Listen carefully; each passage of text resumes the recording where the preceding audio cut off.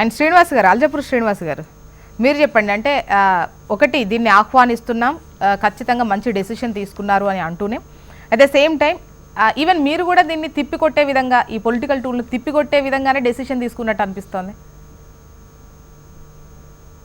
నమస్కారం అండి అందరికీ. కాంగ్రెస్ పార్టీ ఈ దేశంలో అనేక సందర్భాల్లో ఓట్ల కోసం, స్వార్థం కోసం, సీట్ల కోసం నిర్ణయాలు తీసుకుంటూ ప్రజల్ని, దేశాన్ని తప్పుదారి పట్టించేటువంటి ఒక చరిత్ర మనకు తెలుసు అందరు. ఇవాళ కాంగ్రెస్ పార్టీ నాయకుడు రాహుల్ గాంధీ గారు కులగణన గురించి అనేక రాష్ట్రాల్లో అనేక గొప్ప చెప్పుకుంటూ ప్రచారం చేసినారే. అదే కాంగ్రెస్ పార్టీ ఇంతకాలంగా ఎందుకు చేయలేదు? Though they had promised. Manmohan Singh గారు ప్రధానమంత్రిగా ఉన్నప్పుడు 2010లో చర్చ వచ్చినప్పుడు అన్ని పార్టీలు డిమాండ్ చేసినాయి, కోరినాయి. ఎస్, మేము ఆలోచిస్తున్నాం, we are it is under consideration అని చెప్తూ క్యాబినెట్ ఒక సబ్ కమిటీ వేసి క్యాబినెట్ లో చర్చ పెట్టి ఒక గ్రూప్ ఆఫ్ మినిస్టర్ యొక్క టీం తయారు చేసి తీరా సర్వే గురించి మాట్లాడతాం, సర్వే చేస్తామని చెప్పేసి. ఇది కేవలం ప్రజల్ని మభ్యపెట్టేందుకు, తాత్కాలికంగా వాళ్ళ యొక్క ఓటు తీసుకునేందుకు మోసం చేసేటట్టు ఒక గేమ్, పొలిటికల్ టూల్ తప్ప ఇంకేం లేదు.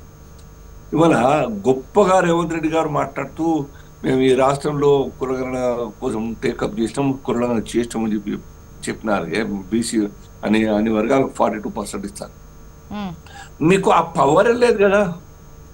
కులగణన చేసేటువంటి అధికారం రాష్ట్ర ప్రభుత్వాలకు లేదు. రాజ్యాంగం ప్రకారం అది 7th షెడ్యూల్లో కేంద్ర ప్రభుత్వానికి వస్తుంది.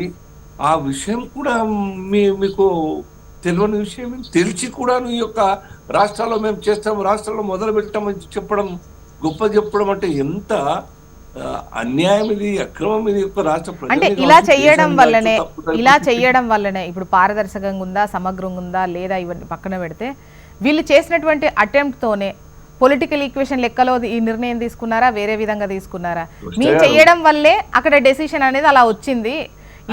ఈ అటెంప్ట్ మేము చెయ్యకపోతే ఇంత ఆలోచన వచ్చేది కాదు సెంట్రల్ కంట్రోల్. వాళ్ళు అనుకోని కాక వాళ్ళు చెప్పుకొని క్లెయిమ్ చేసుకొని, కానీ వాళ్ళైతే అధికారంలో ఉన్నారు కదా. 56-50 సంవత్సరాలకు ఆ రాష్ట్ర దేశాన్ని పాలించినారు కదా, ఎందుకు చేయలేకపోయినారని చెప్పేది. వాళ్ళేమో అధికారంలో ఇప్పుడు మాట్లాడరు, చెయ్యరు. అధికారం పోయిన తర్వాత అధికారం రావాలని చెప్పేసి ఈ యొక్క కొత్త నాటకం మాట్లాడి మేము చేసిన దానికి మా కారణంగానే వస్తా ఉన్నది, మా కారణంగా నిర్ణయం తీసుకున్నది, ఎన్డీఏ సర్కార్ నిర్ణయం తీసుకుని చెప్పడం అంటే ఇది వండర్ అనిపిస్తుంది కాంగ్రెస్ పార్టీ యొక్క నాటకం. బీఆర్ఎస్ కూడా అధికారంలో ఉన్నప్పుడేమో అంబేద్కర్ గుర్తుకురాడు, అధికారం పోగానే అసెంబ్లీ ప్రాంగణంలో అంబేద్కర్ విగ్రహం పెట్టాలని చెప్పేసి బీఆర్ఎస్ చేస్తుంటారు. మీరు ఉన్నప్పుడు ఏం చేస్తారు, ఎందుకు చేయలేదు? ఈ యొక్క సామాజిక పరిస్థితులన్నీ కూడా దేశంలో శ్రీనివాస్ గారు బీఆర్ఎస్ అంబేద్కర్ విగ్రహం పెట్టింది కదా, మీకు తెలియదు. అంటే ఉదాహరణ చెప్తున్నా, అధికారం ఉన్నప్పుడేమో గుర్తుకు రావు ఇవన్నీ, అధికారంలో పోగానే ఆ విషయాలన్నీ కూడా మళ్ళీ బయట తీసి మాట్లాడి రాజకీయంగా వాడుకునేటువంటి పరిస్థితి, వాళ్ళు స్వార్థపర ఆలోచనలు మనకు కనబడతా ఉన్నాయి, రుజువు అవుతా ఉన్నాయి.